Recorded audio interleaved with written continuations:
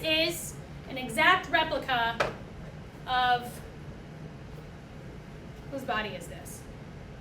This is Mr. Knight. This is our mascot, okay? So this is your body, and he's missing a lung. This one is. Maybe it's regenerating. Who knows? All right. So this is your body, and your body performs a lot of functions, but just understand that your body wants to live at, what pH do you think your body wants to live at, Miss Oliver? If you gave like a range. Let's do a range. Oh, I definitely want to be towards this end, the 10, 11 end. You want your body to live at 10 or 11? You want your body to live at bleach. This is what Miss Oliver wants. Okay, I forgot. Miss Oliver wants her body to be bleach. I'm sorry. I want to be right in the middle. I'm sorry. So she wants to be right in the middle. I wasn't paying attention in class. Sorry. Caught her off guard. So most bodies want to be between like that 7. They actually want to be a little bit basic because you all are just a little bit basic. A little bit basic, okay? Do you know what your kidneys do, Miss Oliver? Yes, they clean your system out. They clean out your blood. All those good things. That is exactly right. Okay, so your blood always wants to live at like a 7.2 because you're all basic. We knew it from the beginning, and I'm just telling you scientifically that's what happened. So your kidneys have something called an adrenal gland that lives on your kidneys. And do you know what the adrenal gland does? I can't remember, so can't remember. All right, so the adrenal gland, what it does, think of it like the mean girl or like the queen bee of the school. So the queen bee gets all the tea from the kidneys because the kidneys is cleaning out your system. So on the way out, it's getting all the tea. And the adrenal gland sends hormones to your body, which are like basically like the queen bee's little people, right? Who are like, listen, let me tell you what's up, heart. You got to start pumping more blood. And that's what the hormones are. They're the messengers of the body. So if your kidneys notice that your body is out of pH, it's going to correct that the best way that it knows how, okay? So if you have a really, really, really acidic body, you eat a lot of hot fries, what do you think that your adrenal gland is going to do? Send out more messages to the other parts that are now having to work harder. Right, because it wants to neutralize and put you back here, and your blood's going to take it. Your blood's going to take it because your blood don't care. The hormone goes to your blood system and your heart and tells it pump faster and take that base from wherever you need it. And you know where it comes from? Your bones, your stomach, your skin, your hair, your nails. So like if you're tired all the time, it comes from your liver, it comes from everywhere because your blood is going to take what it wants because it don't care that you want to eat hot fries and Sprite. Because it goes into survival mode. Correct. So even like hormones are sent like cortisol, that's your fight or flight response. Adrenaline, like your heart is pumping fast. So what happens, you think, Ms. Oliver, if it continues to tell your blood to neutralize? Well, your heart is working overtime. It's working overtime. It can't work overtime for a long, extended period of time. Hypertension, high blood pressure. So when we talk about you guys eating really acidic foods, and this is for some of the adults as well, that are drinking soda all the time, right? It's not because we think that you're evil. We want you to be more basic. Be more basic, Miss Oliver. All right. I know it's going to be hard. Okay, so that's what happens inside of your kidney. So you can test your own pH by doing a couple things. I'm not going to make you do this, Miss Oliver, but these are coffee filters. You can make these at the house. They make like science, like real science ones, and they're here somewhere. You see like little tubes. They're over there. These two? Yep. So they make these litmus papers that you can buy, and they make red and blue. And essentially what you do is you can use these papers, like if the red turns blue, it's more acidic.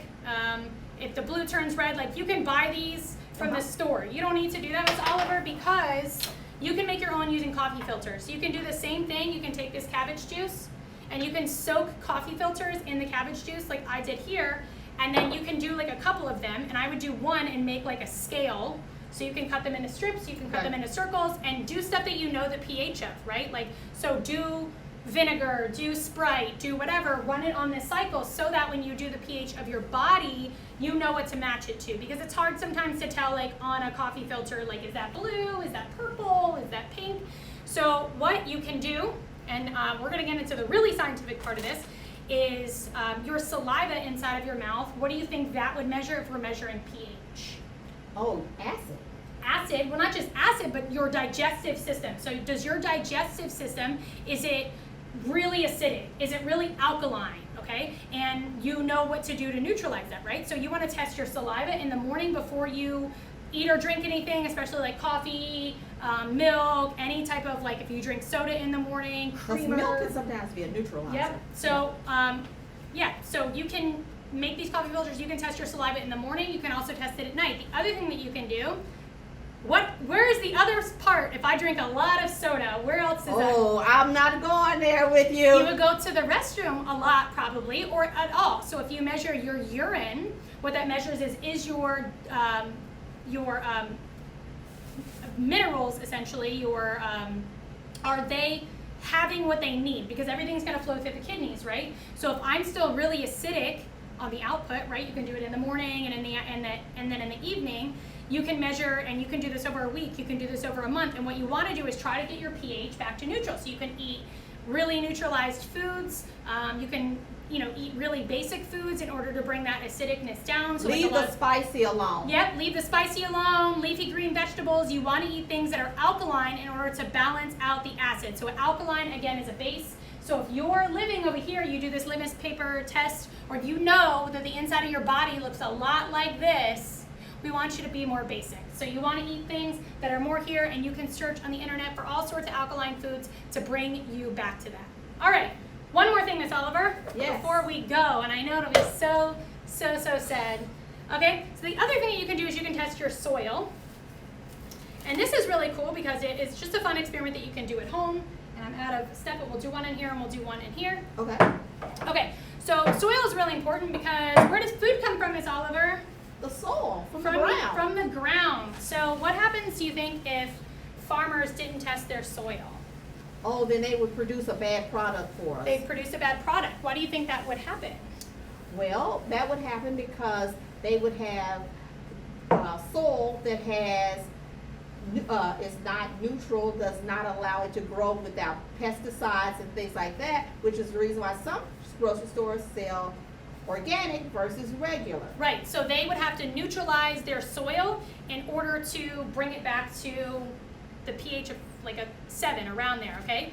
Right there. The other thing too is that some plants just don't like growing in neutral. Some plants want to grow in acid, so like hydrangeas, red cabbage also likes to grow in an acid. So if you are planning on growing something, or if you're planting flowers, right? You don't want to spend all this money to buy flowers or vegetables or whatever it is that you're trying to grow, or your mom or your grandma or whatever, and it doesn't actually work out. So you can actually test your own soil, and all you're going to need is baking soda and vinegar, and then you're going to need water. We're going to use the rest of the distilled water unless I used it all already. I did not. Some left. Okay. So the first thing that you want to do is you want to see if your soil is acidic. So you're going to pour it in here, and you're going to do, and you should dig pretty deep, not pretty deep, but like about 1 foot or 2 feet down. So that's our soil. And what you want to check to see is, oh Lord, there's way too much in here. We're going to pour it out. Is that too much? No, I'm going to pour some out here. So we're going to do it in this glass jar as well. I don't think I dug that deep enough. All right, so there's some soil there. Here's some extra soil there. Put that one right up front. Okay, so we're going to add baking soda to this one. Should have brought like a spoon or something over here. Let your mom know you're using her products too, so she doesn't go looking for her baking soda and it's not there. Thanks, Miss Oliver. All right, so the distilled water. First, we're going to check and see if it's acidic. So if you add vinegar, and we're going to see which one bubbles. All right, why don't you do that, Miss Oliver? So you're going to add the vinegar to there, and then you're going to add the distilled water to the other one.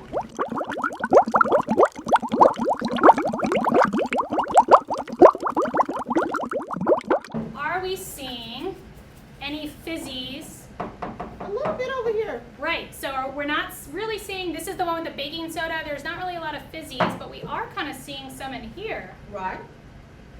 So this one's really kind of fizzing up. All right, so we talked earlier today about acids and bases. So if we add vinegar to something and it starts bubbling, what's happening there? It is acidic. It's acidic. So I'm adding an acid to an acidic soil and it's bubbling. And you're going to have to rephrase the question. Okay, So we've already said, what happens if you mix a 0 and a 14? You should come somewhere in the middle range. No, if you mix a 0 and a 14 together, what happens? If I mix bleach and vinegar together, what's going to happen with the bleach and the vinegar? I don't remember. You don't remember? No. Oh, boy. All right, so here's Sprite. Let's put a little baking soda in the Sprite. Okay, let's add some baking soda. All right, baking soda to the Sprite. What happens, Ms. Oliver? Oh, it changes colors and it neutralizes. What's happening? What's and chemically it's happening? fizzing. It's fizzing. Why would that fizz, Ms. Oliver? Think about where Sprite was. Sprite was all the way over here, like a 2, right? And baking soda, where's our baking soda? Baking soda is teal, right there at 11. So here's baking soda, was here. Mm-hmm. And our Sprite was all the way down there, and you said it fizzed. Right. Okay, so what happens if I add baking soda? I'm not mixing anything with bleach. Do I have something neutral? Baking soda and water together. What happens when I mix baking soda and water together? You think it would fizz like that? No, it would not fizz. Why like not? that. Because they are both a neutral. They're both a neutral. So if I add a vinegar, which is what color? It is within this area. Here, if I add a vinegar to soil and it fizzes, where do you think the soil would be on this scale? Well, it's going to be in this area. I'm not going to say it's all the way down there. So I added, remember, I added a blue, a teal, to a pink. And it did what? Fizzed. It fizzed, okay? Because they are on opposite sides, right? So it's having a chemical reaction. Right. So if I add vinegar all the way down here, which was almost the same color, to something else that we don't know what the pH is and it fizzes, where do you think it is? The other one that you don't know what it is. If you had a guess. I'm going to say that it is like the other and it's in here and it's meeting up. And it's meeting up. So would you like to change your answer about the fizzy soil?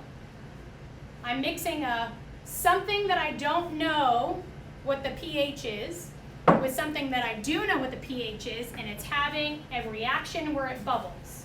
Then I would say that I know that this is an acid, so I'd have to assume that this is a base. A base. So you know that your soil is more alkaline if it fizzes. And this one, again, baking soda lives down here, right? Lives in here. Yep. So I mixed baking soda with something that I didn't know what it was, and it did nothing. So what can we assume about this soil? I can assume that with this soil that there is no acid in that soil. Or Right, that it's a very alkaline soil. So that's just an experiment that you can do at home with your soil. If you're wondering, like, oh my gosh, I want to grow hydrangeas, which like really acidic environments, but you see this is very alkaline. Probably not very alkaline, but it lives all the way down here. So anyways, that's all for Science Friday. What we want to see you guys do is do a soil test, or we want to see you guys do a test with maybe some Sprite or some soda, and you can link it down below, and you will get a virtual high five. Bye everybody, have a good weekend.